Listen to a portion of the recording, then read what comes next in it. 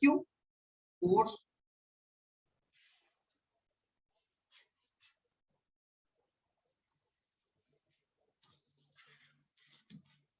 acting on minus q into additional distance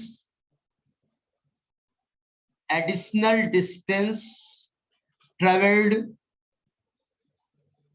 by minus q। बात समझ में आई? Yes sir. अच्छा, तो माइनस क्यू पे फोर्स कितना लग रहा है? Minus Q into distance 2l हो गया, तो माइनस 2ql इंटू ई, और 2ql की आप जानते हैं पोजीशन क्या है? माइनस p वर्क, और यही वर्क आपका पोटेंशियल एनर्जी के फॉर्म में स्टोर होगा। ठीक है, सो द पोटेंशियल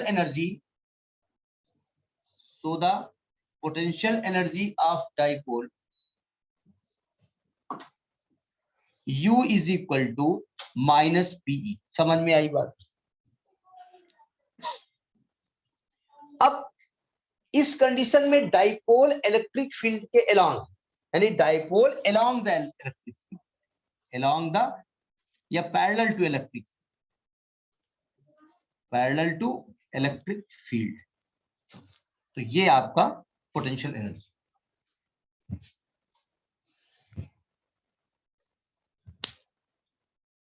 अच्छा, इसमें बोले लिखिए फिर बात।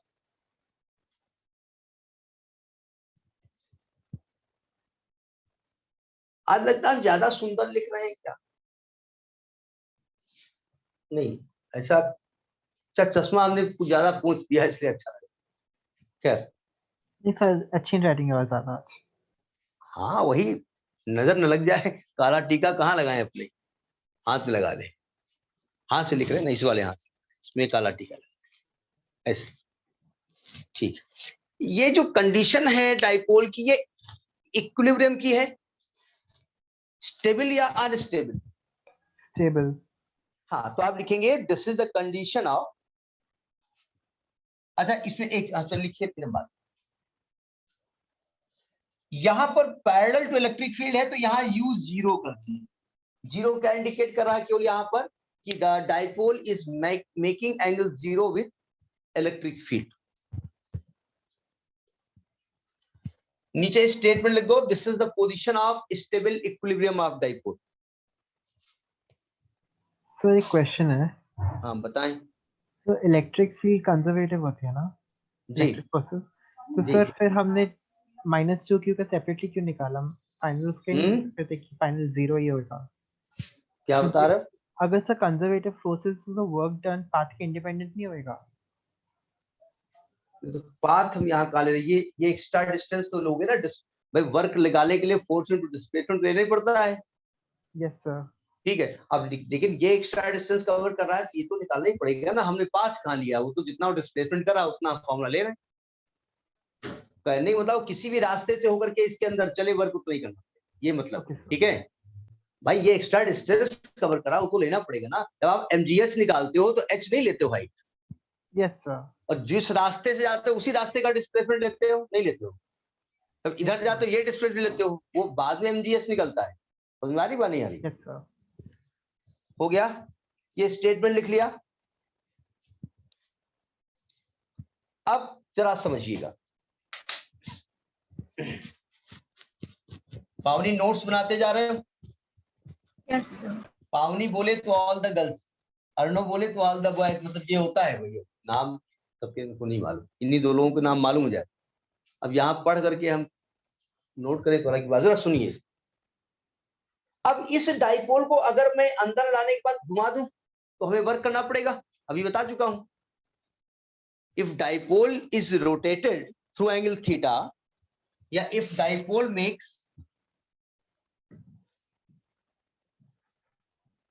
makes angle theta with electric field, so it has to do some work. Then the work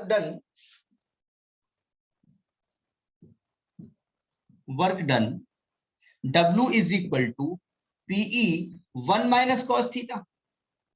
भाई ये जीरो कंडीशन में आया और इसको थीटा एंगल से आपने अंदर घुमा दिया, तो इसको इतना वर्क और करना पड़ेगा। तो पहले तो इन्फिनिटी से इलेक्ट्रिक फील्ड के अंदर आया था, उसे इतना वर्क करना पड़ा, ये वर्क ही तो एक तरीके से, और इसके बाद उसको आपने घुमा भी दिया, उसने फिर इतना वर्क किया। तो अगर टोटल पोटेंशियल एनर्जी इस थीटा कंडीशन में निकाले, इन द पोजीशन ऑफ थीटा, तो ये दोनों एनर्जी प्लस हो जाएंगी, नहीं हो जाएंगी? Yes sir. तो आप लिखेंगे तो so total potential energy in the position of theta, ये in the parallel to the electric field है, in the position of theta या इन थीटा पोजीशन, तो इसको हम u थीटा मान लेते हैं। तो जो u 0 है और प्लस जो आपने वर्क किया है, इसको उठा के प्लस कर दो, उठा करके, तो u 0 बोले तो माइनस पीई और w बोले तो पीई 1 माइनस कॉस थीटा। जब ब्रैकेट खोलेंगे आप तो आएगा minus PE plus PE minus PE cos theta, P P cut गया, तो u theta will equal to minus PE cos theta. समझ में आ रही होगी बात? तो ये थीटा कंडीशन में हो गया। अब थीटा बदलता जाएगा तो एनर्जी की वैल्यू चेंज होती रहेगी। तो वो स्पेशल केस हम नहीं लिखवा रहे, when theta is equal to 0, when theta is equal to 90, when theta is equal to 180, ये आप जानते हैं।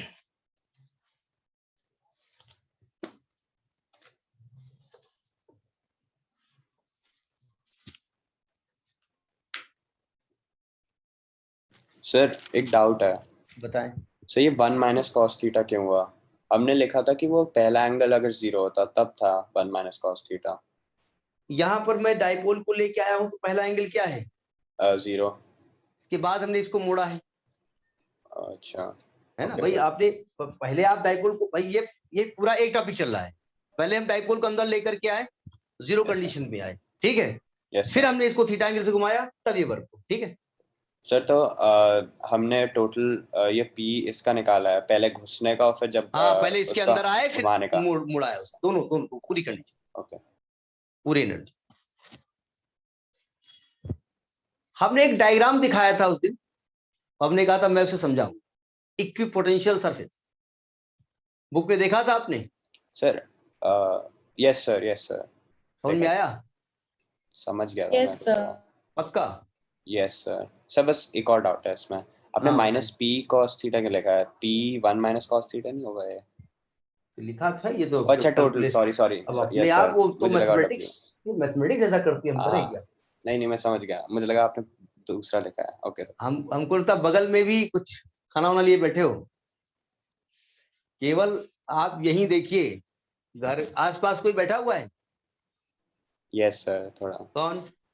ऐसी मम्मी थोड़ी बैठी हुई थी मम्मी अभी। हाँ, मम्मी थोड़ी बैठी मतलब पूरी बैठी मतलब होगी अभी ना? थोड़ी देर पहले बैठी हुई थी तब। हाँ, नहीं, मैं एक स्टूडेंट यहाँ पर लास्ट ईयर, मतलब कि अभी इंटर में है, नाम नहीं बताएंगे, अर्णव साहब जानते हैं, और वो अक्सर वो पढ़ती थी, उसकी सिस्टर डिस्टर्ब करती, ट्विंस थी उसकी, वो डिस्टर्ब करती। अच्छा, वो चूंकि ऑनलाइन रहती थी, फिर हम कैमरा ऑन रहता था, तो हम देख रहे थे, उधर क्यों देख रही हो, कैमरा घुमा उधर, तो घुमा, देखा उसकी सिस्टर वहां बिजी करी, उससे बातें करती। तो अभी यहाँ पर ऐसा हो नहीं रहा, खैर हो गया। अब समझिएगा, अब लिखिए इक्विपोटेंशियल सरफेस, इक्विपोटेंशियल सरफेस, इसका एक डायग्राम बुक में बना हुआ है, बड़ा प्यारा सा, ठीक है? बड़ा खतरनाक टाइप का डायग्राम है, उसे समझाना है इनको। जो लोग पढ़ चुके होंगे वो समझ गए होंगे, जो नहीं पढ़े हैं, पहली बार पढ़ रहे हैं। इसमें कौन है जो पहली बार पढ़ रहा है? पावनी को छोड़ के और कोई है?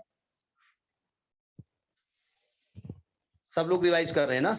सबको आता होगा, अभी मैं समझा रहा हूं, जरा सावधान। देखिए, जैसे एक चार्ज यहां रखा हुआ, ये चार्ज रखा हुआ है, प्लस क्यू मान लेते हैं, तो चार्ज की वजह से आर डिस्टेंस पर पोटेंशियल का फार्मूला क्या होता है? के क्यू अपान आर, हम के लिखेंगे बार बार, 1/4 बाद के क्यू अपान आर होता है। यानी अगर मैं चार्ज को यहां रख दूं, तो इससे आर डिस्टेंस पे के क्यू अपान आर, यहाँ के क्यू अपान आर, यहाँ के क्यू अपान आर, हमारी तरफ के क्यू अपान आर, इधर के क्यू अपान आर, इधर के क्यू अपान आर, यानी इससे आर डिस्टेंस पे हर तरफ पोटेंशियल कितना होगा? Spherically symmetrical. यही होगा ना? यानी कि हम कह सकते हैं कि if we draw a sphere if we draw the sphere of radius r, then at every point on this sphere, potential will be same. Either we take point A, either we take point B, या take point C या take point D. तो in all the points potential will be same. कह सकता हूँ नहीं कह सकता हूँ? VA is equal to VB is equal to VC is equal to VD. ठीक है? तो अब बताइए, अगर कोई चार्ज यहां रख दिया जाए Q नॉट, वो किधर मूव करेगा? अगर रख दिया जाए किधर मूव करेगा? आउटवर्ड्स। नहीं, आउटवर्ड तो कुछ है ही नहीं। आउटवर्ड मतलब इस सरफेस पे बताओ किधर मूव करेगा?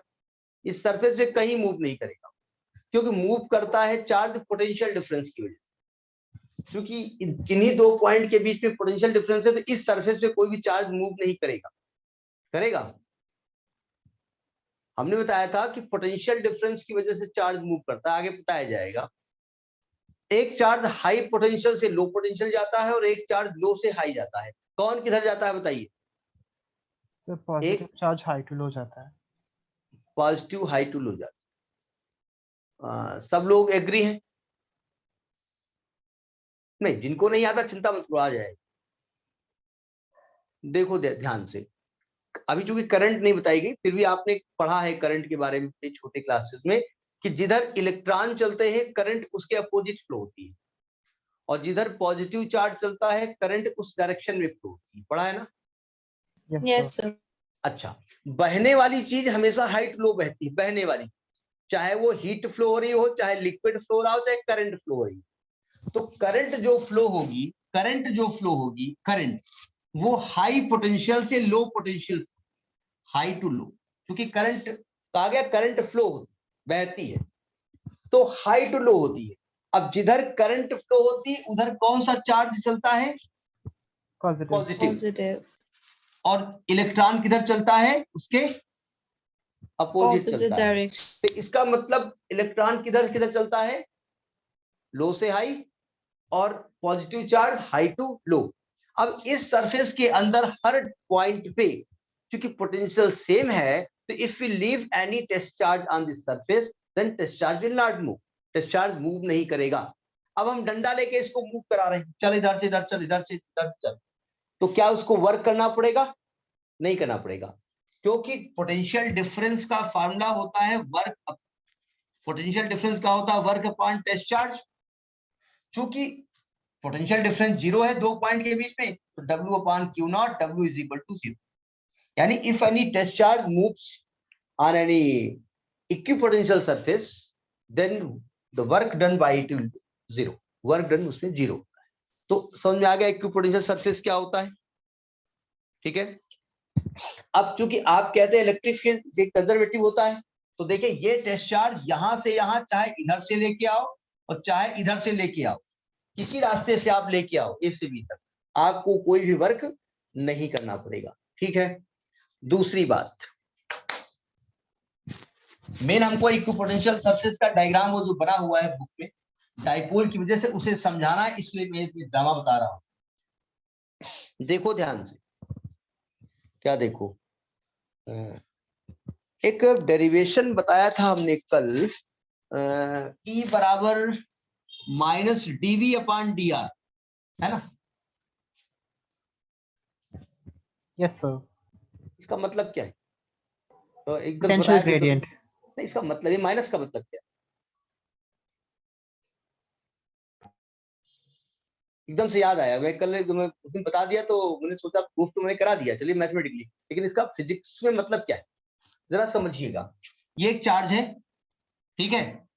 माइनस का मतलब तो हो गया, हम जानते हैं rate of change of potential होता है। माइनस का मतलब होता है इलेक्ट्रिक फील्ड की डायरेक्शन में पोटेंशियल हमेशा कम होता है।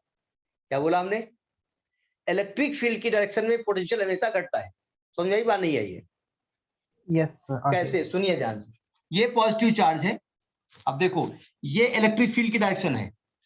अगर मैं इस पॉइंट पे और इस पॉइंट पे पोटेंशियल निकालूं, यहां से ये डिस्टेंस कम है, तो अगर यहाँ 50 आएगा तो यहाँ 40 आएगा। आप अगर इलेक्ट्रिक फील्ड की डायरेक्शन में जाओगे तो ये घट रहा नहीं घट रहा है? घट रहा है ना? नहीं समझ में आ रही बात भाई? अगर ये डिस्टेंस r1 है, ये चार्ज q है, तो r1 डिस्टेंस पे पोटेंशियल कितना होता है? kq/r1। और यहां से ये डिस्टेंस r2 है, तो यहां पोटेंशियल क्या होता है? kq/r2। चूंकि r2 ज्यादा है तो पोटेंशियल कम होगा। तो अगर यहाँ 50 हम मान लेते, यहाँ 40 आएगा कि नहीं आएगा? Yes sir. हम देख Yes, रहे हैं sir. यहां से यहां तक जाने पोटेंशियल घट रहा नहीं घट रहा है? घट रहा है sir. Direction of electric field यही है कि नहीं है? Yes sir. ये माइनस यही इंडिकेट करता है कि when we go along the electric field then potential will reduce। समझ में आई बात? Yes sir. दूसरी बात, अगर ये नेगेटिव चार्ज होता तो वैल्यू तो यही आती, नहीं आती? Yes sir. और इलेक्ट्रिक फील्ड की डायरेक्शन ऐसे हो जाती। Yes sir. अब जरा इलेक्ट्रिक फील्ड की डायरेक्शन में आओ, यहां से यहां आओ, ये ज्यादा कि ये ज्यादा? कौन ज्यादा है? -40 करता है। तो घट रहा नहीं घट रहा है? घट रहा है। मतलब इलेक्ट्रिक फील्ड की डायरेक्शन में जाने में अगर आपसे कोई कह दे भाई ठीक है, क्योंकि आपका वाइवा होता है, आप जानते हैं प्रैक्टिकल होता है, एग्जामिनर ने कहा कि आपने पढ़ा है, देखिए जैसे हमने पढ़ा है E = kq/r²। देखो एक बात ध्यान रखिएगा, जो पहले क्लासेस का पूरा पढ़ के बैठेगा उसको तो समझ में आएगा, और जो समझ ले रॉ हैंडेड हम बैठ जाएंगे तो हम तो छोड़ दीजिए, वैभव सर को छोड़ दीजिए, अगर आपको डायरेक्ट गुलाम साहब आकर के और सर आइजक न्यूटन साहब आके समझाएंगे तो वो भी खोपड़ी खुजलाते हुए चले जाएंगे, बोले क्या बता दी। समझाया? पढ़ के बैठना पड़ेगा और थोड़ा सा समझ के बैठना पड़ेगा। तो और v बराबर होता है kq/r। अगर दोनों को डिवाइड करते E/v तो क्या आएगा? kq/r²/kq/r। k बोले तो 1/4πε, वो k है, तो ये 1/r आएगा E/v, यानी E = या v = E/r। तो ये मैथमेटिकली फार्मूला तो ठीक, जब जहां पर बात हम केवल करते हैं कि what is the magnitude of electric field, what is the magnitude of potential. लेकिन आपसे कहा गया कि इसका मतलब तो आप जानते हैं dv/dre होता है, आपसे कहा गया ये माइनस क्या इंडिकेट करता है? आपने कहा मैथमेटिकल उसमें प्रूफ है, कहो कर दे प्रूफ। उन्होंने कहा ठीक है प्रूफ कर लोगे, माइनस मतलब क्या फिर? तो आप कहेंगे माइनस इंडिकेट करता है कि when we go along the electric field potential will reduce, potential हमेशा कम होगा। ठीक है, खैर ये सब बातें लिखने वाली नहीं है कि आपने कॉपी के किसी कोने में लिख दी और याद हो गया, जी नहीं, it should remain in the mind. अब जरा समझिए, हम बताना कुछ और चाहते, एकदम से माइनस आ गया तो हमने कहा उस दिन की गलती हम सही। जरा समझिएगा, यहां से dv = -edr होगा। Yes sir. यानी कि इसको हम वेक्टर मेथड से लिखेंगे तो -e.dr लिख सकते हैं। अब जरा समझिएगा, अगर मैं कहूं कि इक्विपोटेंशियल सरफेस है तो dv = 0 हो जाएगा। Yes sir. जिस सरफेस के बारे में बात करें उसका dr लिया जाता है। तो इसका मतलब ये हो गया कि E.dr = 0, यानी E is perpendicular to dr। क्योंकि सरफेस जो आप ले रहे हो dr उसका लोगे, सरफेस का पूरे का, जिस सरफेस पे आप चल रहे हो। आप जब पोटेंशियल निकाल रहे थे तो एक पॉइंट से दूसरे पॉइंट तक आते थे, उसी तो dr आप ले रहे थे। Yes sir. तो हम जब इक्विपोटेंशियल सरफेस पे चलेंगे तो यहां से यहां तक चलेंगे, तो हम यहां से यहां तक जब जाएंगे और वर्क निकालेंगे तभी dr लेंगे। और इलेक्ट्रिक फील्ड इधर की ओर होता है, तो E.dr 0 इशू करता है कि इक्विपोटेंशियल सरफेस के इलेक्ट्रिक फील्ड हमेशा परपेंडिकुलर होता है। तो ये पॉइंट टू बी नोटेड कि electric field is always perpendicular to equipotential surface, यानी इक्विपोटेंशियल सरफेस इलेक्ट्रिक फील्ड के हमेशा नॉर्मल होता है। ठीक है, अब मैं अलग अलग चार्ज का इक्विपोटेंशियल सरफेस खींचने जा रहा हूं। लिखिए number 1, equipotential surface for a point charge, equipotential surface of A point charge.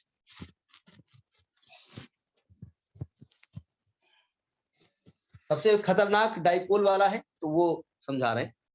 देखिए पॉइंट चार्ज लेते हैं, अगर ये पॉइंट अभी हम बता चुके हैं, ये पॉइंट चार्ज है, प्लस क्यू मान लेते हैं, तो इससे इलेक्ट्रिक फील्ड ये प्लस क्यू है पॉइंट चार्ज, तो इलेक्ट्रिक फील्ड इधर की ओर होगा, इधर की ओर होगा, इधर की ओर होगा, इधर की ओर होगा, इधर की ओर होगा, इधर की ओर होगा, इधर की ओर होगा, इधर की ओर होगा।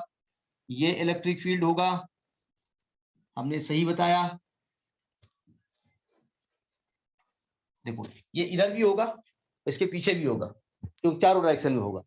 तो अगर हम इससे r डिस्टेंस पे कोई सरफेस खींचना चाहते हैं, तो एक तो ज्योमेट्री के हिसाब से आप यहां कम से कम 50-60 लाइनें खींच लीजिए, और हर पॉइंट पे नॉर्मली आप एक लाइन एक कर्व खींचिए, तो आपको क्या मिलेगा, आपको एक स्फीयर मिलेगा। समझ आई बात? हर जगह इलेक्ट्रिक फील्ड इसके परपेंडिकुलर होगा। तो व्हाट वी टेक, स्फेरिकल, यानी कि पॉइंट चार्ज, चाहे वो इस डिस्टेंस पे खींचो चाहे इस डिस्टेंस पे खींचो, यू गेट अ स्फीयर। तो किसी पॉइंट चार्ज के चारों तरफ जो इक्विपोटेंशियल सरफेस होता कैसा होता है, स्फेरिकल। समझ में आ रही बात? तो आप लिख दीजिए कि for point charge equipotential surface is always spherical. एक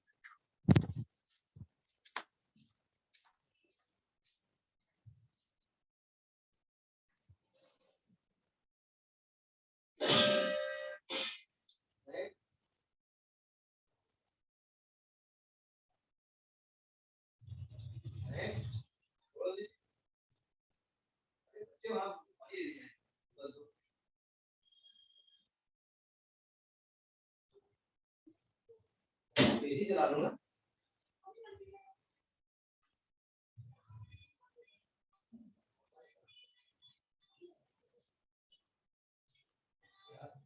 चला लो,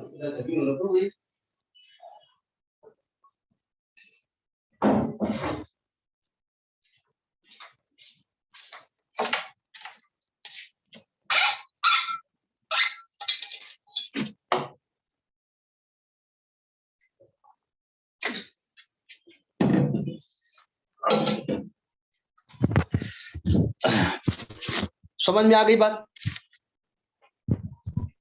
Yes. हाँ, अब लिखिए equipotential surface due to a line charge. Equipotential surface due to a line charge, ये निगेटिव भी हो सकता है, निगेटिव में इलेक्ट्रिक फील्ड अंदर की ओर हो जाएगा बस। Equipotential surface due to a line charge.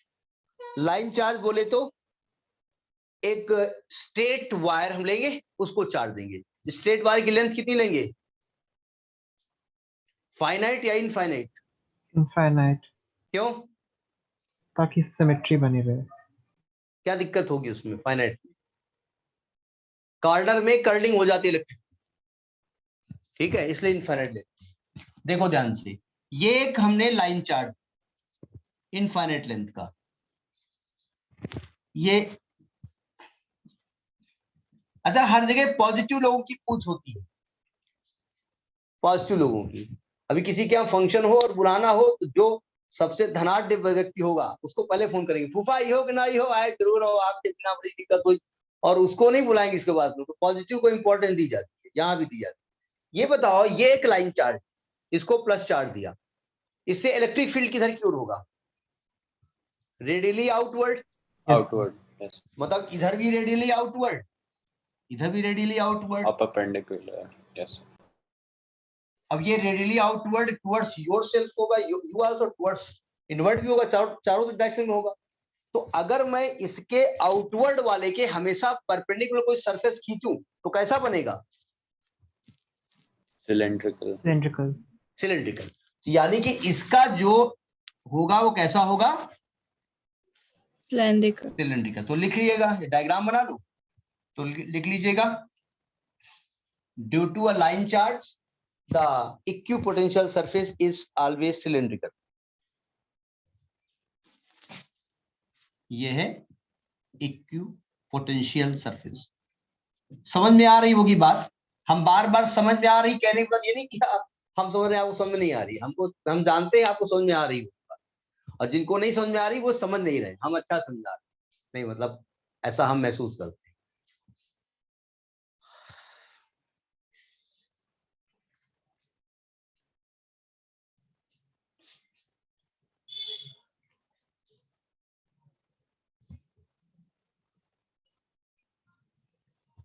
अब लिखिए equipotential surface due to dipole. Dipole बोले तो one positive one negative charge, equipotential surface due to dipole, इसी को सिखाना, equipotential surface due to dipole. रब करें इसको। Yes, sir. हाँ अर्णव साहब बताएं, डाइपोल में इक्विपोटेंशियल सरफेस बना हुआ आपने बुक में देखा होगा। Yes sir. वो देखा होगा, एक अजीब टाइप का बना हुआ है, एक तरफ दूसरी तरफ से आंखें ऐसे प्रेडिक्ट कर लेता है ना। क्यों ऐसा बना हुआ है, क्यों ऐसा बना हुआ है? सुनो ध्यान से, सावधान, ध्यान से सुनना तो समझ में आएगा, ठीक है? ये थोड़ा सा धैर्य रख के सीखने वाली चीज है। जरा देखो ध्यान से, ये पॉजिटिव चार्ज है, ये चार्ज के लिए हमने बनाया है, सरफेस नहीं है ये। और ये निगेटिव चार्ज है, ये निगेटिव चार्ज, ये डाइपोल है, ये इलेक्ट्रिक फील्ड है। तो पहले हम इलेक्ट्रिक फील्ड लाइन बना देते। ये इलेक्ट्रिक फील्ड है, ये इलेक्ट्रिक फील्ड है। काश राइटिंग बढ़िया आर्टिस्टिक होते, शायद बढ़िया बना देते। अरे वाह क्या डायग्राम बना है, मतलब लोग देख के, अभी तो लोग देख के चौंक जाते हैं कि खा बना है।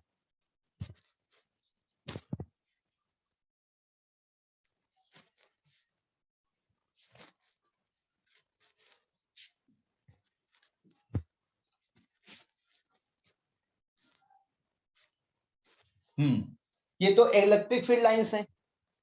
तो नियमता तो ये है कि हम इन फील्ड लाइंस के हर जगह एक आर्क बना दें जो परपेंडिकुलर हो। तो ये इस प्रकार से स्फीयर खिंच जाएगा, इसको छुपा दो, छुपा दिया। इसकी वजह से पोटेंशियल जो इक्विपोटेंशियल सरफेस होगा कैसा होगा? स्फेरिकल, स्फेरिकल होगा। लेकिन एक लफड़ा है यहाँ, ये भी तो साहब है यहाँ। अब जरा देखिए ध्यान से, सावधान। जैसे मैं इस पॉइंट को लूं, ये पॉइंट मैं मान लेता हूं, ये पॉइंट इस वाले चार्ज से, ये प्लस क्यू चार्ज से मान लेते हैं कुछ डिस्टेंस पे, R1 डिस्टेंस। ये लिखिएगा नहीं, डायग्राम तो जो बनेगा वही बनेगा, समझा रहा हूं। ये R1 डिस्टेंस पर है और यहां से ये R2 डिस्टेंस पर है। तो आप जानते हैं इसकी वजह से, प्लस क्यू की वजह से जो पोटेंशियल होगा वो KQ/R1 होगा, और माइनस की वजह से माइनस KQ/R1 होगा। तो नेट पोटेंशियल ये होगा V = KQ 1/R1 - 1/R2 होगा, है ना? होगा ना? Yes sir.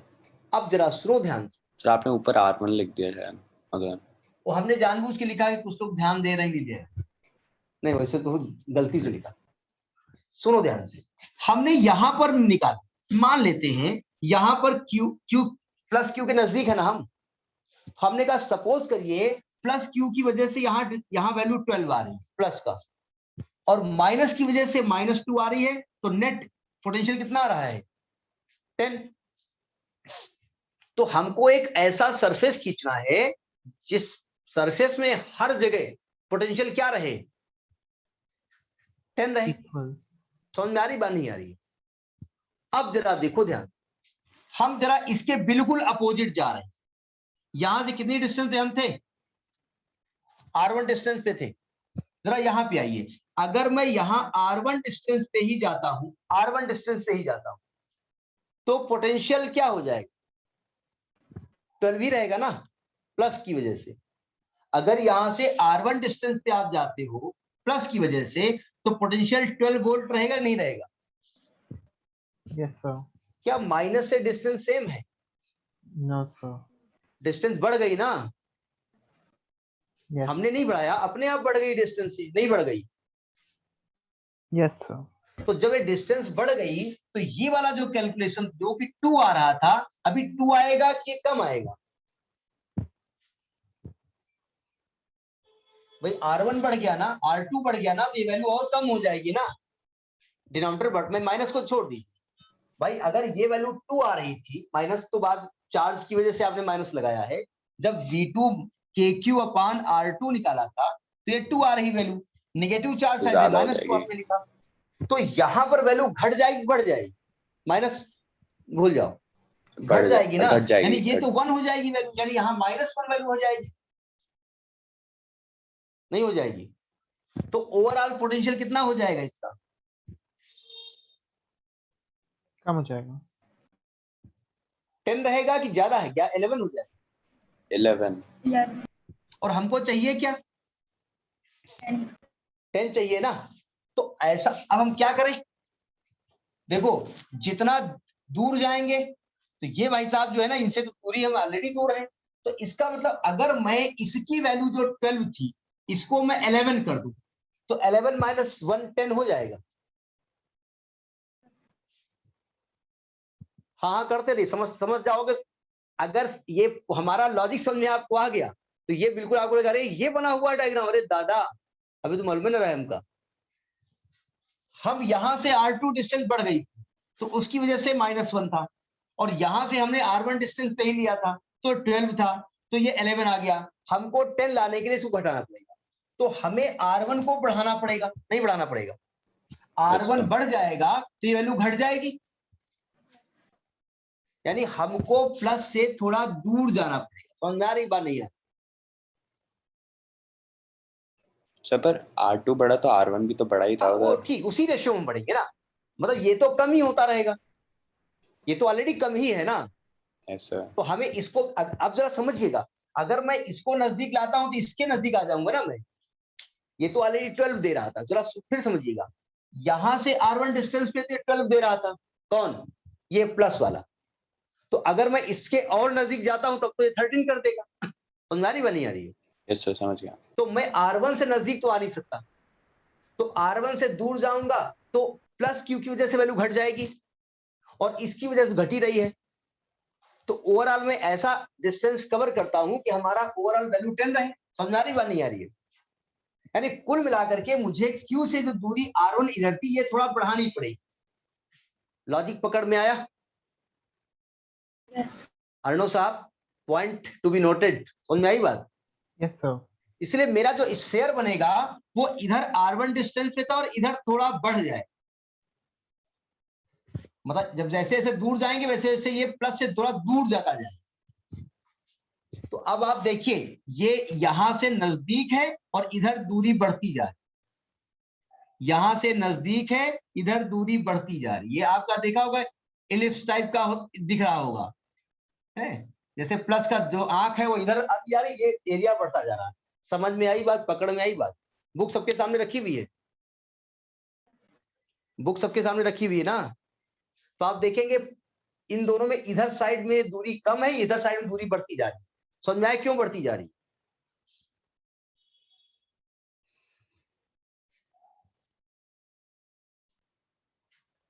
अभी नहीं समझ में आया? सर आ गया। सभी को समझ में आ रही बात? Yes, sir. ऐसा वहां भी होगा भाई। वहां अगर यहां से डिस्टेंस लेंगे तो ये माइनस का 12 आएगा, इधर से प्लस का 2 आएगा तो माइनस का 10 होगा। तो माइनस का 10 लाने के लिए यहां भी ऐसी होगा, इधर दूरी बढ़ती जाएगी। इधर नजदीक होगा उधर दूरी बढ़ जाएगी, इधर नजदीक होगा उधर दूरी बढ़ जाएगी। इसलिए आप डायग्राम को देखेंगे तो ये वाली दूरी आपको ज्यादा नजर आएगी, ये वाली दूरी कम नजर आएगी। ये नजदीक नजदीक होंगे, ये दूर दूर। ये बड़ा अच्छा सा डायग्राम आपका बना है। आप एस वर्मा कह रहे हैं, एस.एल. अरोड़ा में देखेंगे तो बड़ा अच्छा डायग्राम बना है, पेज नंबर 2.15 पे डाइपोल बना हुआ है। अच्छा डायग्राम बनाया है, एनसीईआरटी ने बनाया। एनसीईआरटी ऐसे प्रिंट कर दिया, ये ज्यादा अच्छा बनाया। तो पावनी जी ये बात समझ में आई? Yes, ये sir. पॉइंट समझ में आता कम है, ध्यान देखिए। आपको बनाना तो किताब से देख के है, बनाना है ठीक है, बना दिया आपने, लेकिन ये क्यों ऐसा हो रहा है ये समझना बहुत बड़ी बात। तो इधर नजदीक है इधर दूर है, जिसके बाद ऐसे लड़वा रखी हो सामने वो पेज नंबर 2.15 खोल ले। जिसके पास एनसीईआरटी रखी हो वो पेज नंबर 20 कहाँ चला गया? हमने कल बताया तो था, कहाँ पे है पेज? कहीं दिखा रहे थे डायग्राम, पेज नंबर 60। तो वहां डायग्राम बना हुआ है, लेकिन बहुत बढ़िया नहीं बना है जिन्होंने बनाया है। तो एक डाइपोल की वजह से इक्विपोटेंशियल सरफेस ऐसा क्यों खींचा जाता, समझ में आ गया? इधर दूरी बढ़ती जा रही, इधर कम, ठीक है। अगला टॉपिक लिखिए, electric potential due to two equal positive charge. अगर इक्वल पॉजिटिव चार्ज है तब क्या हो? लिखिए, इलेक्ट्रिक सर पोटेंशियल उल्टा हो जाएगा ना, मतलब दूसरे साइड। हाँ, इधर नजदीक हो जाए, इधर पास, लेकिन क्यों होगा वो हम समझाएंगे ना।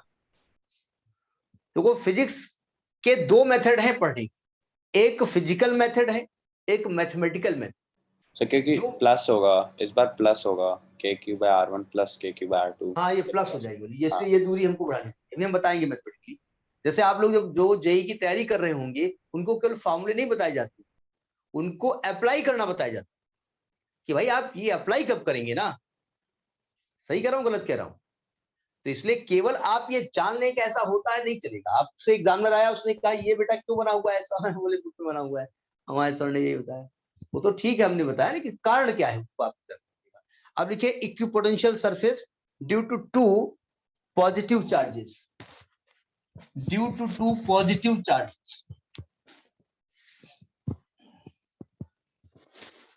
अर्णव जी समझ में आ गई बात? आ ही गई होगी, बार बार कहने की आदत समझ आ गई।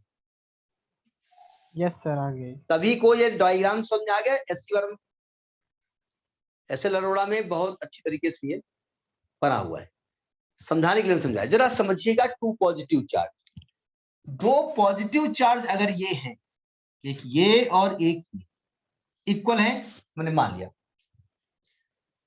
इलेक्ट्रिक फील्ड लाइंस कैसी बनती हैं, जरा बताएं पहले आप। Radially outwards. सर बीच में बस नल पॉइंट आ जाएगा। जाति इसके पास है, लेकिन इनसे इनकी दोस्ती अच्छी है नहीं, थोड़ा नजदीक कर दो, दोस्ती इनकी अच्छी है नहीं, तो ये ऐसे भागती है।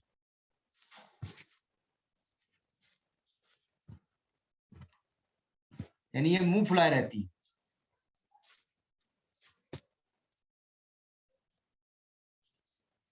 फिलहाल ऐसे डॉटेड लाइन हमने खींची है, ये होगा नहीं।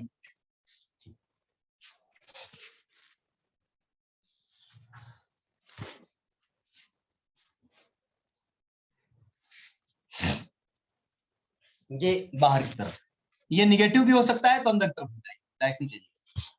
निगेटिव भी मुंह फुलाती है।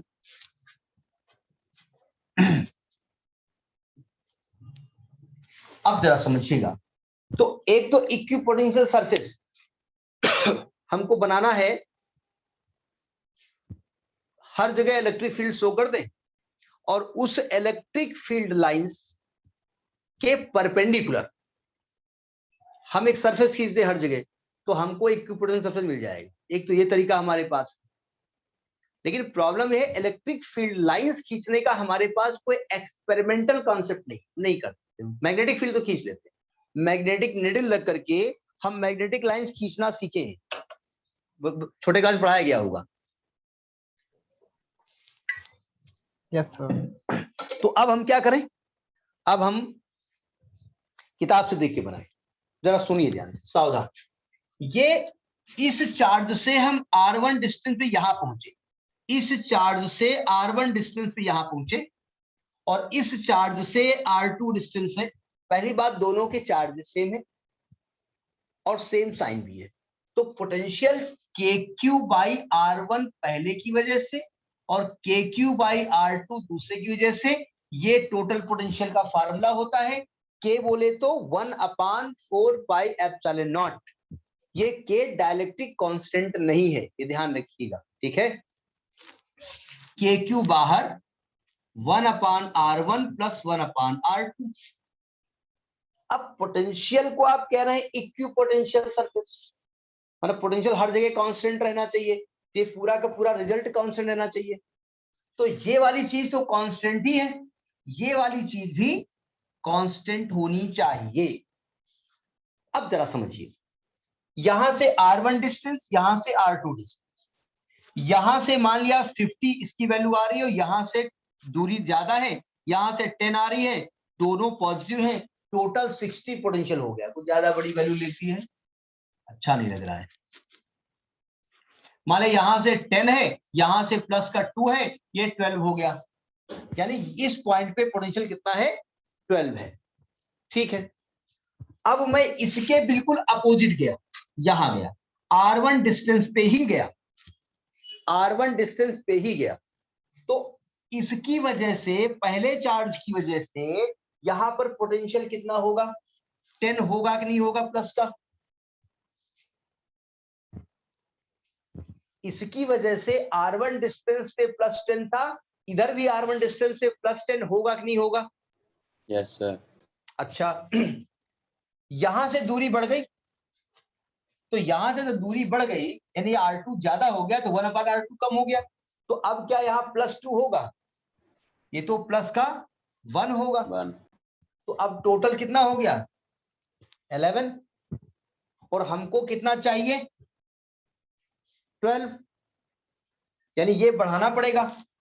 अब दिक्कत, अगर ये पॉइंट दूर आप करते हो तो R2 से तो दूर ही जाओगे, इस वाले 4 से दूर ही जाओगे, ये वैल्यू तो बढ़नी नहीं और ये वैल्यू भी घट जाएगी। तो आपको इस पॉइंट को प्लस की तरफ शिफ्ट करना पड़ेगा। समझ में आ रही बात? जो R1 डिस्टेंस था अब ये कम करना पड़ेगा, यानी इधर बढ़ाएंगे और इधर घटाएंगे। लॉजिक पकड़ में आई? तो यानी कि ये जो चलेगा वो इधर बढ़ेगा, इधर कम होगा, इधर कम होगा, इधर बढ़ जाएगा। थोड़ा दूर बनाओगे तो ज्यादा बन जाए, इधर बढ़ेगा, इधर उल्टा हो जाएगा, इधर कम होगा, इधर नजदीक होगा, इधर थोड़ा चार्ज दूर बनाइएगा। ठीक है।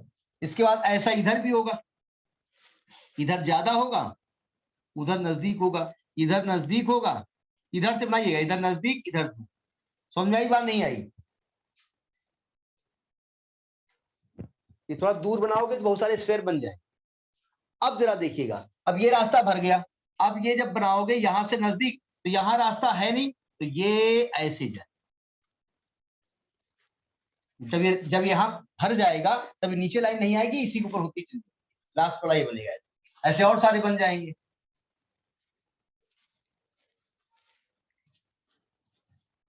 समझ में आ गई बात? एनसीईआरटी पे बहुत बढ़िया नहीं बनाया इन्होंने, मतलब जो नजदीकी और दूरी कहाँ बनानी चाहिए वो प्लस की वजह से तो ठीक है, लेकिन जो इलेक्ट्रिक डाइपोल की वजह से जो बनाया वो बढ़िया नहीं। ठीक है, इसलिए आप उससे एसएल अरोड़ा से बनाइएगा। तो इक्विपोटेंशियल सरफेस कैसा लगा? बनाना समझ में आ गया ना? सभी लोग एसएल अरोड़ा से ही बनाएंगे, एनसीईआरटी में अच्छा नहीं बना, मतलब डाइपोल की वजह से बढ़िया नहीं बना, वो जहां नजदीक दिखाना वो एग्जैक्ट दिखाया नहीं। अच्छा, अगर यूनिफॉर्म इलेक्ट्रिक फील्ड होता, इलेक्ट्रिक फील्ड एंड यूनिफॉर्म होता, तो इक्विपोटेंशियल सरफेस कैसा होगा? प्लेन होगा ऐसे, ये इक्विपोटेंशियल सरफेस होगा।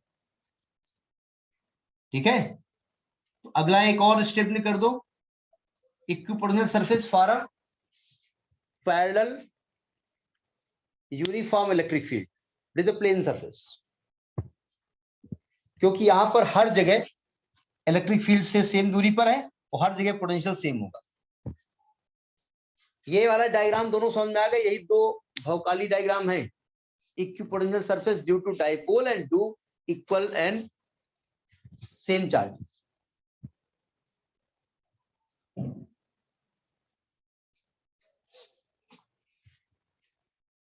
तो ये यूनिफॉर्म इलेक्ट्रिक फील्ड बोला आपने अभी? हाँ, लास्ट में देखिए, equipotential surface due to uniform parallel, ये इलेक्ट्रिक फील्ड पैरेलल है।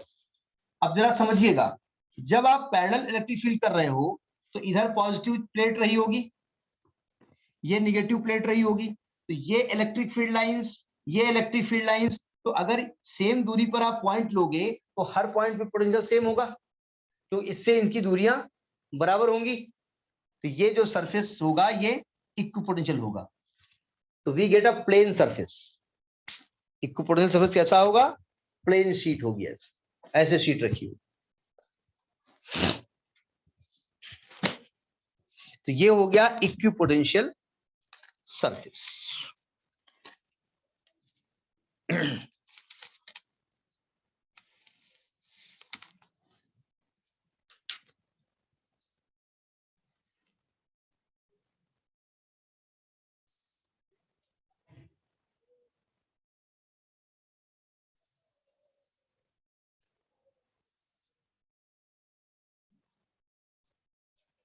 ठीक है,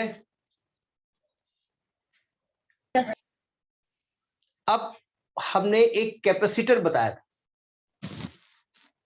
दो प्लेट रखी होती हैं, तो उसी को बताने हम जा रहे हैं।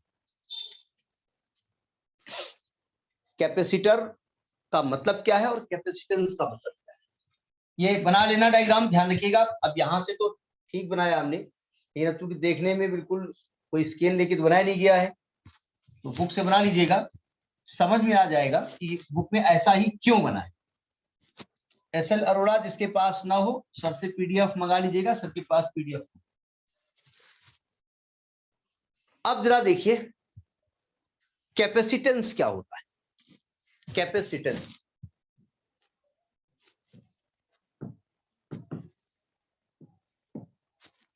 मैं कैपेसिटर की बात नहीं कर रहा, तो दो प्लेट समझे उसकी अभी हम बात नहीं कर रहे। कैपेसिटेंस क्या होगा, जिन लोगों ने कूलाम्स लॉ के न्यूमेरिकल लगाए, तो आपने देखा होगा दो चार्जेस, एक Q1 है एक Q2 है, दोनों को जब टच करा देते हो तो क्या होता है, दो चार्जेस को अगर आपस में टच करा देते हो तो क्या होता है,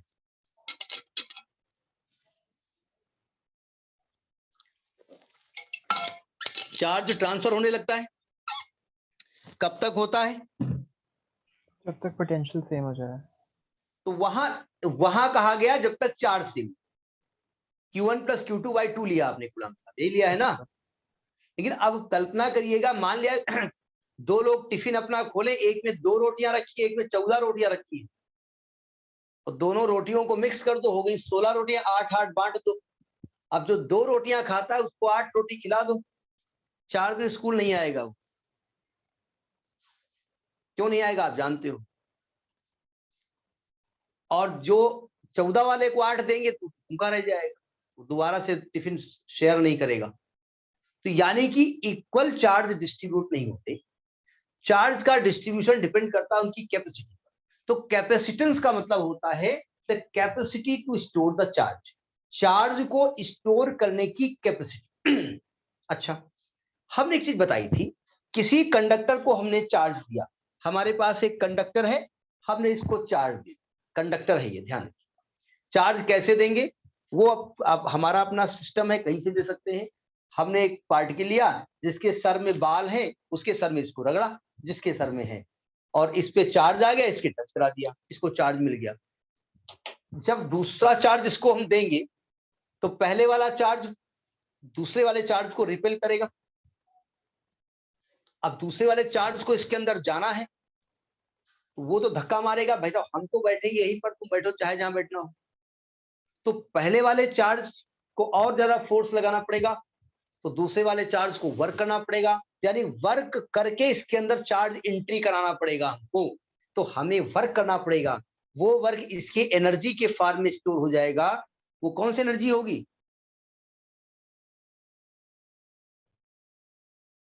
आप लोग सोच रहे हैं काइनेटिक बोल देते हैं, काइनेटिक नहीं बोल देते, डायमेंशन वेक्टर होगी। एक स्टूडेंट था, उसे कुछ भी पूछो खुद भी बोल देते, फिर व्हाट इज एनर्जी, खड़ा हो गया।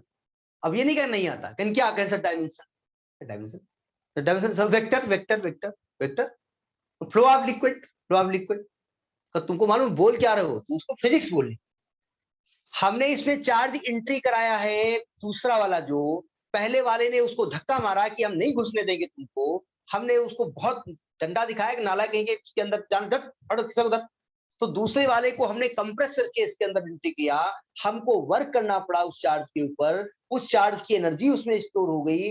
वो कौन सी एनर्जी इसके ऊपर है, पोटेंशियल। यानी कि किसी भी कंडक्टर को चार्ज देने पर उसका क्या बढ़ जाता है, पोटेंशियल बढ़ जाता है। क्यों बढ़ता, समझ में आया।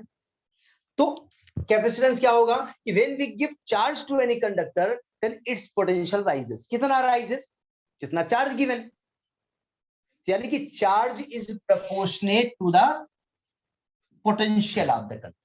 समझ में आई बात। अच्छा, नॉन कंडक्टर में क्या होता है, उसमें पोटेंशियल नहीं बढ़ता। नॉन कंडक्टर में क्या होता है, एक लोग यहाँ एक जगह बैठे, दूसरा आके कहीं बैठ जाओ, जहां जगह वहां बैठ जाओ, वो कुछ नहीं करता, जहां पे चार्ज रखा चार्ज होता है वो वहीं रखा होता है। मैं कंडक्टर की बात कर रहा हूं। तो जब हम Q = लिखेंगे, यहां पर एक कांस्टेंट आएगा C, तो C = Q/V। यही C जो है that is constant, that is capacitance of any conductor. Capacitance of a conductor, मैं कैपेसिटर की बात नहीं कर रहा, capacitance of a conductor. तो आप क्या लिखेंगे, लिखिए जरा थोड़ी सी कहानी. When we लिखिए capacitance of a conductor, when we give charge to any conductor, then its potential rises. When we give charge to any conductor, then its potential rises. Means potential is directly proportional to charge. Potential is directly proportional to the charge. नीचे लिख दो Q proportional V, Q is equal to CV, C is equal to Q upon V. Here C is capacitance. Capacitance of conductor. Conductor बोल रहा हूं, capacitor नहीं बोल. Conductor, इसकी unit यहां से लिखिए कूलाम पर वोल्ट, या दूसरी यूनिट इसकी होती है फैरेड, FARAD, फैरेड.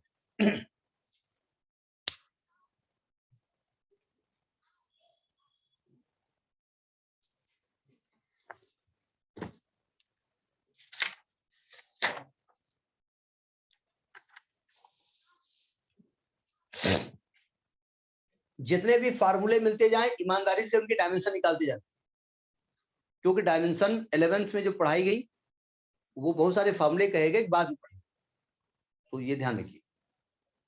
इसकी डेफिनेशन क्या देंगे, अगर अब डेफिनेशन हम दें तो आप कहेंगे the charge given to the potential rise का जो रेशियो होता है उसी को कैपेसिटेंस कहते हैं.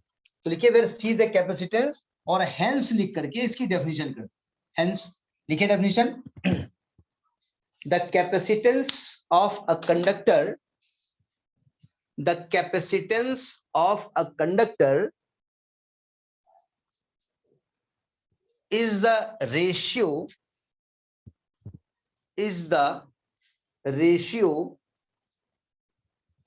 of the charge given to the conductor, ratio of the charge given to the conductor to the potential rise, to the potential rise.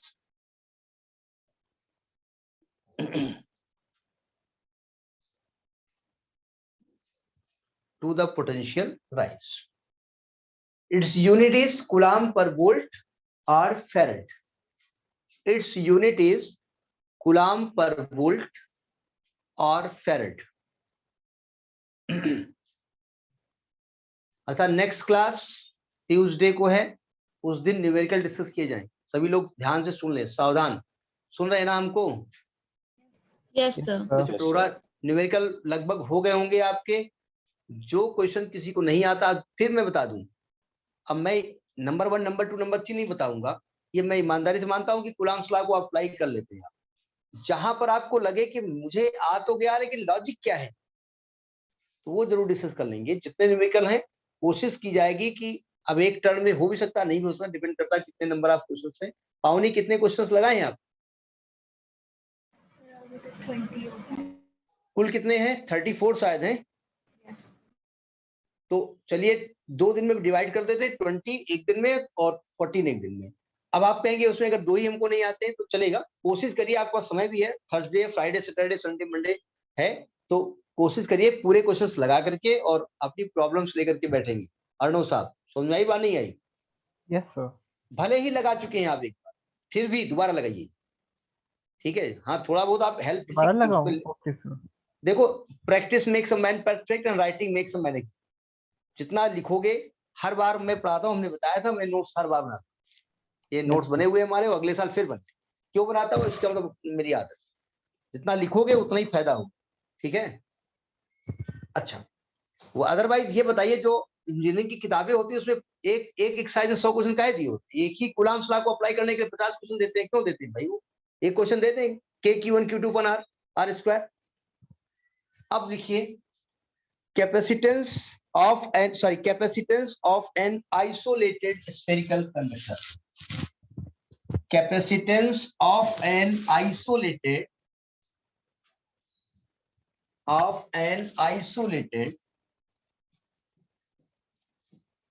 spherical conductor. देखो जब भी मैं वर्ड यूज करता हूं कंडक्टर, फट से आपके दिमाग में आए कि कंडक्टर का शेप चाहे जो हो, अल्टीमेटली चार्ज को उसके आउटर सरफेस पे ही आना पड़ेगा, ठीक है। आइसोलेटेड का मतलब क्या होता है? आइसोलेटेड कुछ पर्सन होते हैं, इनके कहा गया आप बड़े आइसोलेटेड, ऐसा कभी सुना इंग्लिश में? कुछ Yes, लोगों sir. के लिए आइसोलेटेड वर्ड यूज किया जाता है। Yes, sir. कौन से लोग होते हैं? तो No जो अपने आप में connection. रहता है। हाँ, जैसे हमारे मित्र हमको आइसोलेटेड मानते और हमको बड़ा ही असामाजिक मानते, मैं समाज की दूर रहता। क्यों? किसी ने कोई कार्ड दिया तो पहले पूछा भाई तुम्हारा फंक्शन चलेगा कितने? बोले क्यों? हम कहा तो लास्ट डेडलाइन बताओ। बोले 11 बजे रात तक। हम कहा तो पहुंचे, तो मुझे मालूम कि मैं ऑलरेडी 11 बजे रात तक बिजी रहूंगा, इसके बाद ही मैं वहां जाऊँ। गया तो शेविंग हुई तो हुई, नहीं हुई तो नहीं हुई। गया सबसे नमस्कार बढ़िया अपना निकल आया। तो आइसोलेटेड मतलब अपने आप, मैंने कोई भी किसी से ज्यादा न विशेष अट्रैक्शन न रिपल। तो आइसोलेटेड यहाँ मतलब हुआ कि चार्जेस इक्वली डिस्ट्रीब्यूट होना चाहिए। जब इक्वल डिस्टेंस पे रहेंगे तभी तो neither force net force zero होगा, ठीक है। तो देखिए मैंने एक स्फेरिकल कंडक्टर लिया और suppose I have given plus Q charge. तो प्लस क्यू चार्ज बोले तो whole charge will be distributed on its surface. और हमने कहा सपोज इसकी रेडियस आर है। अब देखिए हम जब डेरिवेशन करेंगे तो हम अपनी रिक्वायरमेंट के हिसाब से प्रूफ स्टार्ट करेंगे। हमारी रिक्वायरमेंट क्या है? कैपेसिटेंस का फार्मूला क्या होता है? Q upon V। मैंने Q दे रखा है इसलिए Q तो मुझको मालूम है, हमको V नहीं मालूम। V कितना होगा इस पे? तो जब हमने कहा suppose this is an isolated spherical conductor of radius r and plus Q charge is given which is distributed uniformly on its surface। तो जब पोटेंशियल ऑन इट्स सरफेस निकालेंगे हर जगह सेम होगा। तो V इज इक्वल टू क्या होगा? 1/4 पाई epsilon naught Q अपान R। सही कहा मैंने? Yes, sir. रेडियस को A मान लो, अच्छा लगे। Q अपान A, अरे नहीं R ही मान लो, A बाद में Q समझ में आ रहा। Q अपान R क्यों निकाला हमने? हमने पहले पकड़ लिया हमको रिक्वायरमेंट P निकाल। अच्छा सो जब कैपेसिटेंस निकालेंगे, कैपेसिटेंस ऑफ कंडक्टर, तो C इज इक्वल टू क्या होता है? Q upon V। इससे डिवाइड कर दो तो Q अपान जो आएगा 4 pi epsilon naught into R। Q cut गया तो C is equal to 4 pi epsilon naught into R। तो ये हो गया capacitance of an isolated spherical conductor. Note करिए।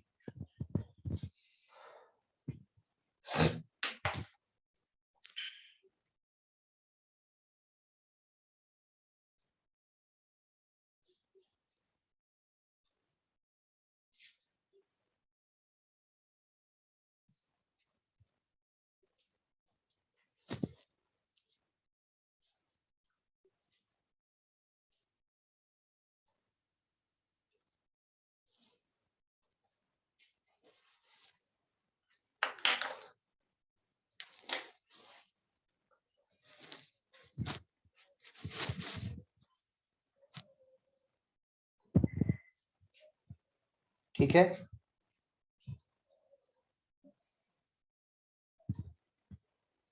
Yes, sir. आपने यहां क्या देखा कि C प्रोपोर्शनेट किसके हैं? R की।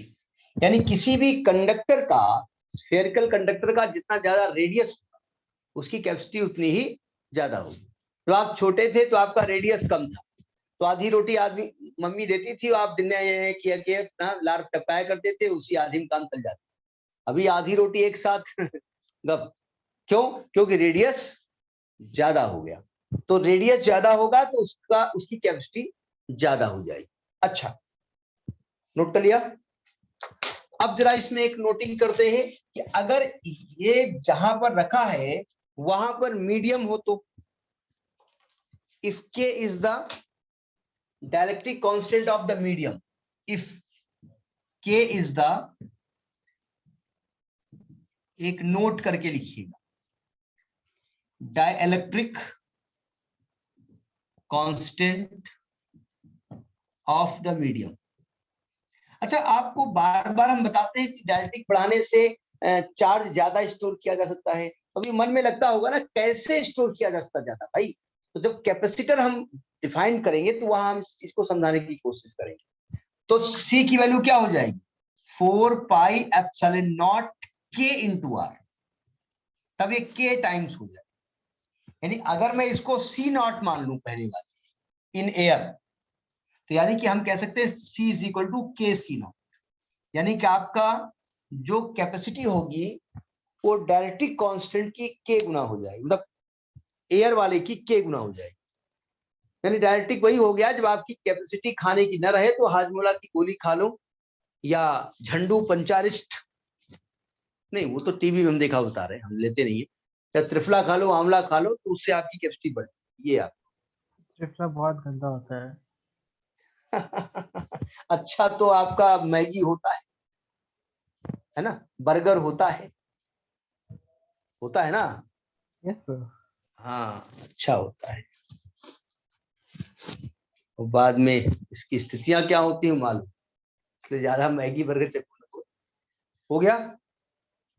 Yes, sir. अब एक बड़ा सा नोट मैं वो लिखाने के लिए बता रहा हूं, क्या किसी कैपेसिटर कंडक्टर की कैपेसिटी 1 फैरेड हो सकती है? देखो जरा भाई, आपको लग रहा है ना कि इसकी यूनिट फैरेड होती है, तो क्या 1 फैरेड हो सकती है?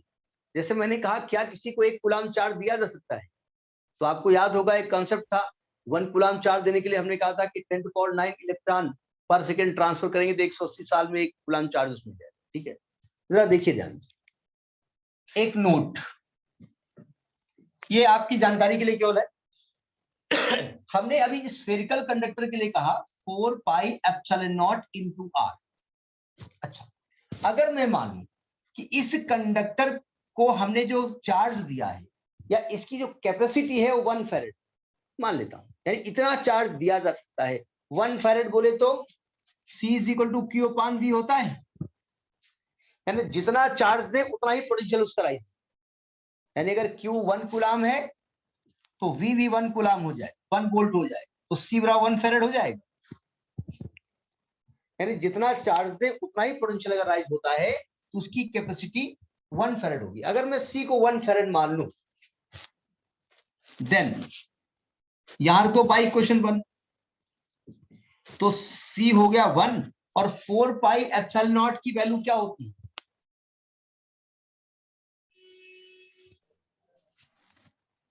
1/9 इंटू 10⁹ इंटू आर।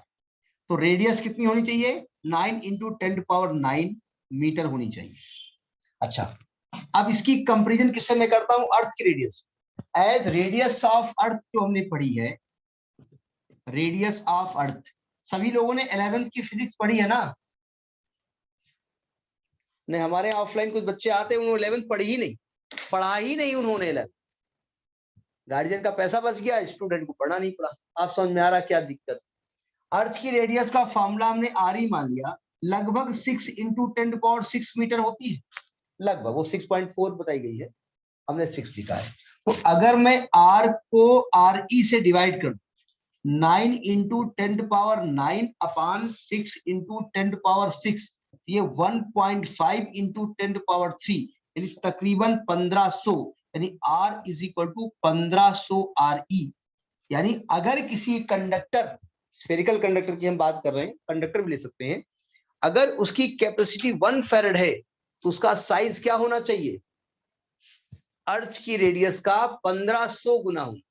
आप कल्पना करिएगा किस अलमारी में रखोगे, हमको स्पेस में ले जाना पड़ेगा उसको, ठीक है, तब जाएगा। कौन ले जाएगा पता नहीं। ठीक है, इसको नोट करके लिख लीजिएगा।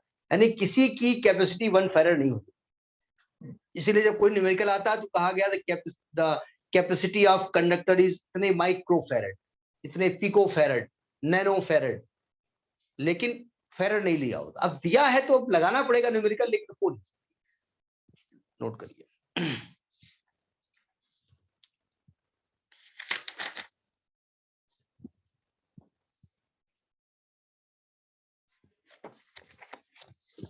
Noted, sir. अब आते हैं कैपेसिटर। आपको याद होगा इसके पहले वाले क्लास में हमने कुछ बताया था, उसको दोबारा नहीं बता रहे, ध्यान रखिए।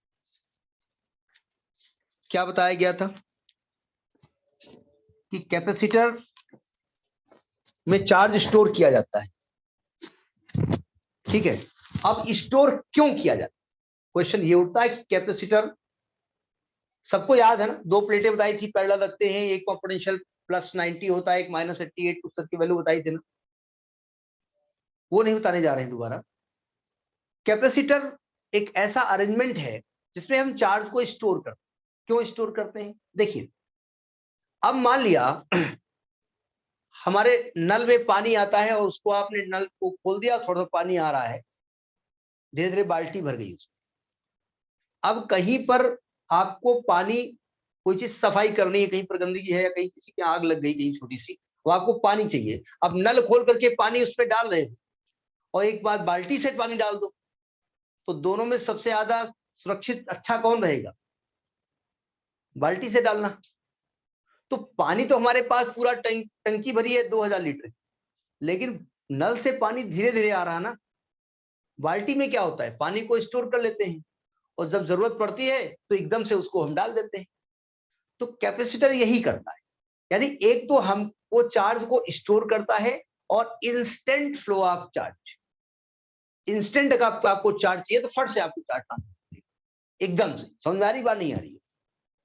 तो एक तो ये हमारे काम में यूज होता है कि वो वेरी फास्ट टाइम में वो डिस्चार्ज होकर के चार्ज को एकदम से किसी कंडक्टर को देता है, अगर जरूरत पड़ती है तो। ठीक है, समझ में आ रही बात ना जो बोल। हाँ, और जैसे होता नहीं, कहानी सुनाई जाती थी, एक राजा था, उसकी 4 रानियां थी, उसकी इतनी तो बगल वाला हूं बोलता है ना, तो वही हूं वाले के बारे में समझ आ रही हमने बात करते, तो सामने मैं ही दिख रहा हूँ यहाँ, एक कैमरे में मैं भी, बगल वाले में मैं भी, मैं ही, तो मैं अपने आप को ही देखता रहे। अर्णव भाई साहब, समझ में आ रही बात? Yes, sir. तो कैपेसिटर का मेन यूज क्या है कि चार्ज को स्टोर करना, और इंस्टेंट कहीं पर अगर चार्ज चाहिए तो इंस्टेंट हमको चार्ज देना। जैसे हम लोग में अब तो, पहले नहीं होता था, अभी क्या बड़ी वीकनेस लग रही है, तो मम्मी ने फौरन जो है एक इंस्टेंट एनर्जी बूस्टर होता है, टीवी में जो दिखाते हैं, हीरो हीरो पीते रहते हैं, वो फट से आपने वो घोला और फट से पिया, या सूर्य आ जाओ, ऐसी तैसी सब सही हो गया। तो इंस्टेंट चार्ज को दे। अच्छा, इसमें होता क्या है, इसमें एक प्लेट होती है, मैंने कल बताया था, और उसी प्लेट को हम रखते हैं और उससे चार्ज स्टोर होता है। ठीक है, तो लिखिए कैपेसिटर। अब ज्यादा उसके अंदर नहीं जाएंगे क्योंकि अंदर हम बता चुके हैं आप।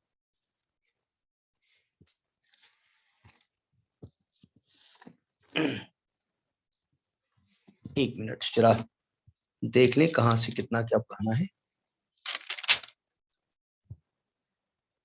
देखिए, capacitor is a device, capacitor is a device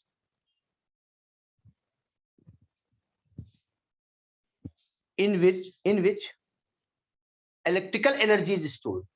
मतलब चार्ज का मतलब क्या है, electrical energy is stored in the form of compressed charge. Compressed charge होते हैं, कंडक्टर को मैंने चार्ज दिया था, दूसरा चार्ज इसलिए नहीं जा रहा था, दूसरे चार्ज को हमें कंप्रेस करके उसके अंदर रखना, in the form of compressed charges.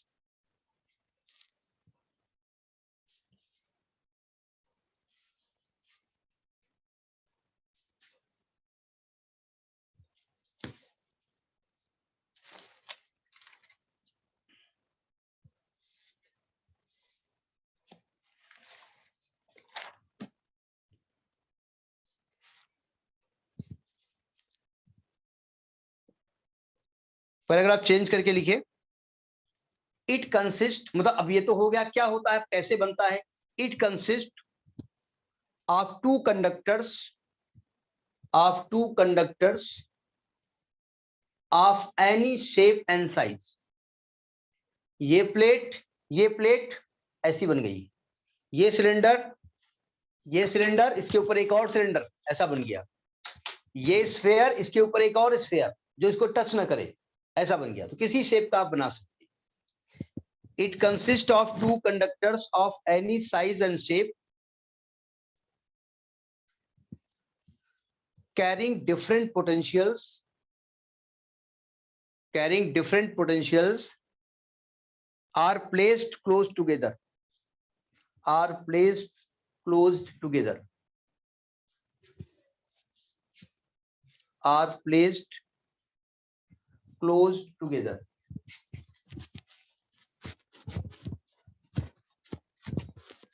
Sir आप These एक बार कंप्रेस चार्जेस के बाद रिपीट कर सकते हो? कहाँ से लिखा है? In the form of compress charges के बाद। बस ये हो गया, ये तो हो ठीक गया। है। क्या करते हैं, पैराग्राफ चेंज करके जैसा शेप कैसा होता है, इसमें दो प्लेट्स होती हैं, किसी भी शेप की हो सकती है, किसी भी साइज की हो सकती है। पैरेलल प्लेट भी हो सकती है, सिलिंड्रिकल एक प्लेट ले लिया और उसके ऊपर दूसरा सिलेंडर ऐसे लगा, मतलब एक सिलेंडर लगाया उसके ऊपर दूसरा पाइप लगा रखी है उसके अंदर, मतलब आपस में टच न करे, तो एक को चार्ज देंगे दूसरे में इंडक्शन के द्वारा अपने आप। तो लिखिए it consist of two conductors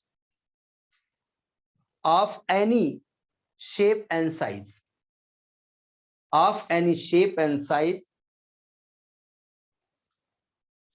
and placed close together in some distance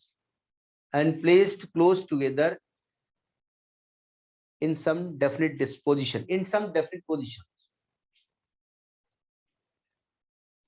इसका इंडिकेशन क्या होता है, देखिए इसका जो रिप्रेजेंटेशन होता है, इसको इस प्रकार से दो पैरेलल प्लेट्स लगे हैं बनाते हैं, पैरेलल प्लेट्स इस प्रकार से पैरेलल प्लेट, ये बैटरी की तरह लग रहा है। ये बैटरी में जो प्लेट्स होती है वो कम ज्यादा होती है, तो ये हो गया कैपेसिटर, ये कैपेसिटर बना हुआ है, ये कैपेसिटर, ठीक है।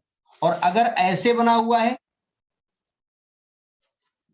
और उसके ऊपर ये एरो बना हुआ है, एरो क्या इंडिकेट करता है, वेरिएबल कैपेसिटी। वेरिएबल कैपेसिटर, ये वेरिएबल कैपेसिटर।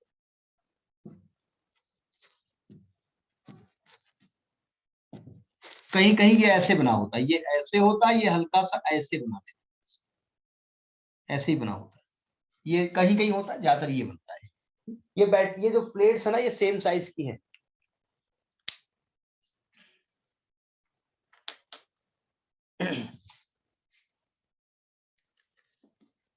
अभी के कैपेसिटेंस ऑफ कैपेसिटर, कैपेसिटेंस क्या इसका होता है, capacitance of capacitor,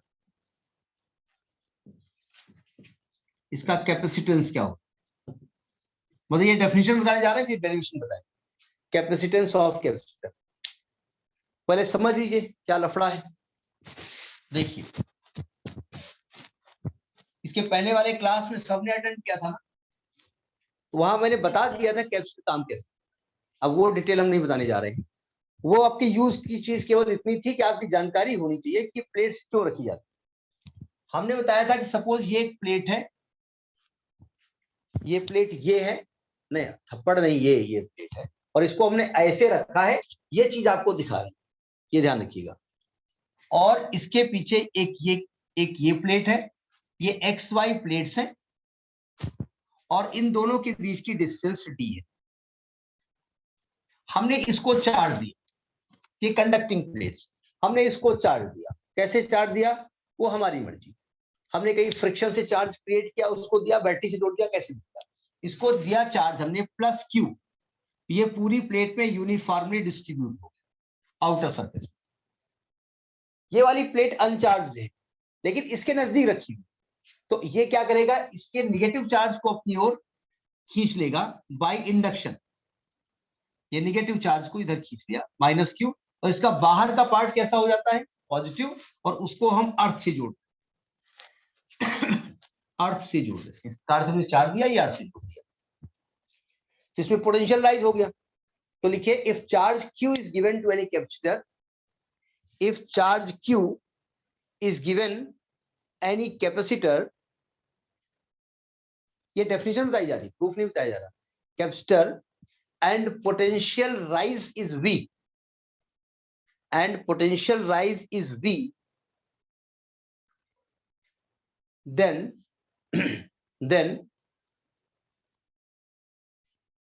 the capacitance of capacitor, जो कैपेसिटेंस आप कंडक्टर किया था ना, वही कैपेसिटी फॉर्मूला तो ही होगा।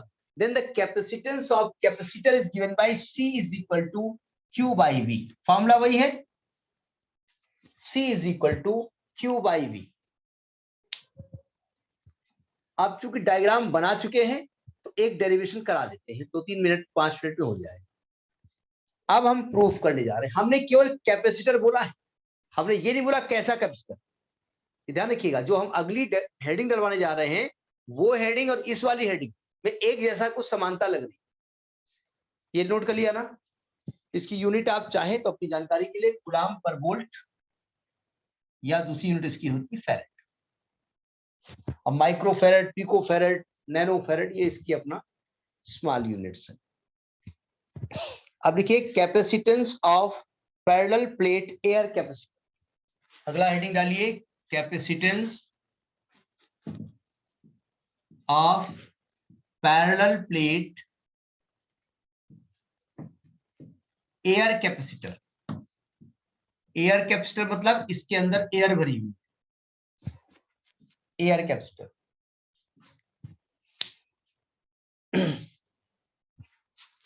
तो पहले जो लिखा है क्यू चार्ज इज गिवन वो तो सब रहेगा ही, सब समझिएगा, सावधान। देखो ये प्लेट है, इसका कुछ एरिया है और आपने इसको चार्ज दिया है प्लस क्यू, और हमने मान लिया कि सिग्मा जो है इसकी सरफेस चार्ज डेंसिटी है, चार्ज डेंसिटी है। अब जरा समझिएगा, आपने इसको प्लस क्यू चार्ज दिया तो इस यहां पर इंडक्शन से माइनस क्यू हो गया, तो इसके अंदर एक इलेक्ट्रिक फील्ड क्रिएट हो जाएगा, नहीं हो जाएगा? ई, हाँ हाँ बोलते रहिए। Yes, sir. देखिए हम वहां से स्टार्ट करते हैं जहां से हमारा प्रूफ चाहिए हमको। हमें कैपेसिटेंस चाहिए, सी का फॉर्मूला होता है Q अपान V, हमको V चाहिए। V का, अब चूंकि यहाँ V तो कहीं दिख नहीं रहा, यहाँ तो E दिख रहा है, और ये दोनों प्लेटें D डिस्टेंस पर हैं। तो अगर E इलेक्ट्रिक फील्ड है और D डिस्टेंस है तो दोनों प्लेटों के बीच पोटेंशियल डिफरेंस कितना होता है इलेक्ट्रिक फील्ड के टर्म में? E इंटू डी, याद है ना? E dot D। Yes sir. नहीं, नॉट वेक्टर ना बताइए। तो E बराबर हो गया, V बराबर हो गया E इंटू डी, तो आपको E चाहिए। E तो आपने दिया नहीं, आपने तो चार्ज दिया है। दो पैरेलल प्लेट्स, एक में पॉजिटिव चार्ज है एक में नेगेटिव चार्ज है, उस प्लेट के बीच में इलेक्ट्रिक फील्ड का फॉर्मूला क्या होता है? Sigma by epsilon naught. Very good, वाह। E is equal to sigma upon epsilon naught. यहां से हम वर्क उठाएं। आपको याद होगा जब आपको गॉस थ्योरम पढ़ाई जा रही थी, वहां पर एक प्लेट हमने लिया था, उसमें हमने एक सिलेंडर घुसेड़ दिया था, ऐसे गॉसियन सरफेस था, इसकी वजह से इलेक्ट्रिक फील्ड थी सिग्मा अपान 2 एप्सिलॉन नॉट। फिर दूसरी प्लेट रखी थी और दोनों का नेट इलेक्ट्रिक फील्ड जो निकला था वो सिग्मा अपान एप्सिलॉन नॉट की बात। अच्छा सोच रहे हैं कुछ लोग किस सन में कराया था? अभी कराया था, इसी 2-3 क्लास जब गॉस थ्योरम कराई, याद है सबको? Yes, sir. Yes sir. पक्का? Yes, चलिए। sir. पक्का। तो पहले तो आपने डायग्राम के बारे में लिखा कि x and y are two plates of capacitor, plus q charge is given to the plate x and minus q is developed in the interior side, the inner side of plate y by induction and outer side is connected to that। बस इतना लिख देना है। देखिए तो हम the electric field inside the capacitor, देखिए हम अपने रिजल्ट से इसको लेके आ रहे हैं, हमें रिक्वायरमेंट थी यहां से, हम यहां से स्टार्ट, हम पहुंच गए वहां कि हम ये लेके आएंगे तब ये साफ दे। इनसाइड द प्लेट्स, तो प्लेट्स के अंदर जो इलेक्ट्रिक फील्ड होगा E is equal to sigma upon epsilon naught. Sigma क्या होता है? सरफेस चार्ज डेंसिटी क्या होता है? क्यू है, Q Q by A, Q Q by by तो Q by A epsilon naught. E निकल आया। अब क्या चाहिए? Potential difference. The potential difference between the plate V is equal to E into D। E की value हम निकाल चुके हैं, Q by A epsilon naught into D. V निकल आया। अब क्या निकालना है? कैपेसिटेंस।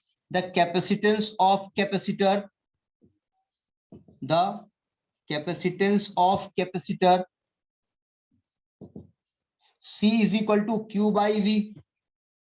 बस V का मान रख दो उठा करके, तो रिजल्ट अपने आप बोल देता भाई हमको ऐसे डिराइव करिए। तो C is equal to Q by V बोले तो QD upon A epsilon naught, Q cut गया, C is equal to A epsilon naught by D। ठीक है, एयर कैपेसिटर है इसलिए आप एयर के लिए यहां C नॉट का इस्तेमाल करिए। कैपेसिटेंस ऑफ एयर कैपेसिटर, तो C नॉट यूज करिए।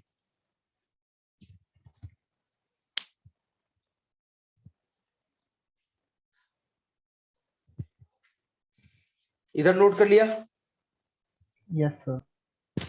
सबने? नोट्स बना लीजिएगा, भले आपने लिखा हो।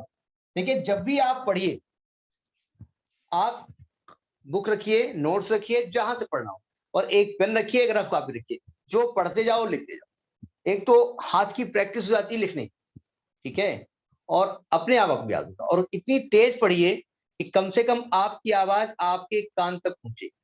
आपने इको सिस्टम पढ़ा होगा, इको में बताया गया था कि इको में जो ऑब्स्टिकल से आवाज आती है उसकी दूरी कितनी होनी चाहिए? 17 मीटर, याद है ना? उसमें बताया गया था कि हमारी आवाज हमारे कान में 0.1 सेकंड तक है। तो मेरी आवाज मेरे कान तक पहुंचनी चाहिए, जिससे कि हमारे माइंड को प्रोसेस होने में आराम है। ठीक है, अच्छा एक नोट,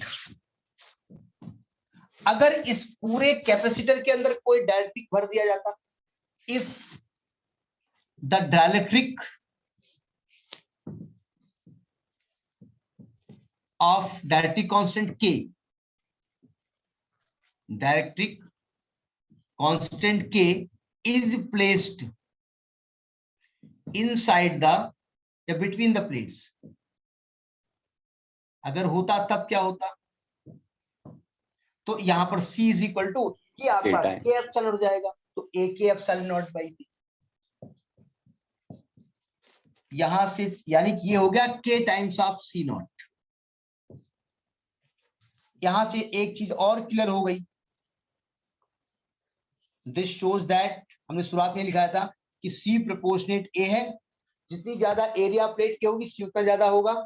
C प्रोपोर्शनेट K है और C प्रोपोर्शनेट 1/D। ये भी आपको मालूम हो गया कि कैपेसिटेंस इस कैपेसिटर का किन किन बातों पर डिपेंड करता है। बात समझ में आ गई होगी। Yes yes sir. sir next class में ये चीज क्लियर होगी, न्यूमेरिकल डिस्कस करेंगे, और नेक्स्ट क्लास में एक चीज क्लियर हम करेंगे कि ये डाइलेक्ट्रिक रखने से कैपेसिटेंस बढ़ कैसे जाता है। हमने कहा था ना के रखने से, ठीक, एग्जाम्पल दे दिया, हाथ बोला खा लो ये खा लो, उसकी अलग बात नहीं करते। फिजिक्स की भाषा में ये डाइलेक्ट्रिक रखने से कैपेसिटेंस बढ़ कैसे जाता है, उसकी कैपेसिटी कैसे बढ़ जाती है, क्या कर देता है भाई, ये नेक्स्ट क्लास में हम डिस्कस नहीं करेंगे।